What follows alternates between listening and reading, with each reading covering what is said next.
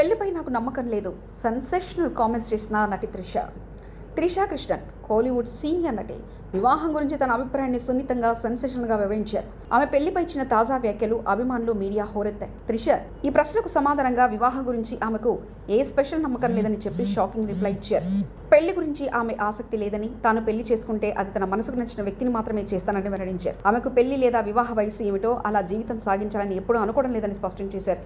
ఆమె మాటల్లో, నా పెళ్లి ఎప్పుడు జరుగుతుందో నాకే తెలియదు, కానీ నేను నమ్మే వ్యక్తి కనిపిస్తే పెళ్లి చేసుకుంటానని చెప్పిన ఆమె వివాహం చేసిన తర్వాత కూడా ఎప్పటికీ విడిపోకుండా ఒకరి జీవితాంతం కలిసి ఉండాలని ఆశాభావం వ్యక్తం చేశారు. త్రిష పెళ్లి మీద చేసిన ఈ వ్యాఖ్యలు అభిమానులందరికీ ఓ సందేహాన్ని కలిగించాయి. ముఖ్యంగా ఆమె పెళ్లి తర్వాత విడాకులు తీసుకోవడం వంటి పరిస్థితిని తట్టుకోలేని అనుభవాన్ని పేర్కొన్నాయి. వివాహం చేయడం కానీ విడాకులు తీసుకోవడం నాకు అసహ్యం అని ఆమె స్పష్టం చేశారు.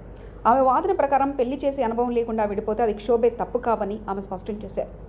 అలాగే నాకు అనుభవం లేకుండా విడిపోతే నా జీవితంలో అలాగే కొనసాగేలా ఉన్నా బాగుంటుంది అని త్రిష చెప్పారు.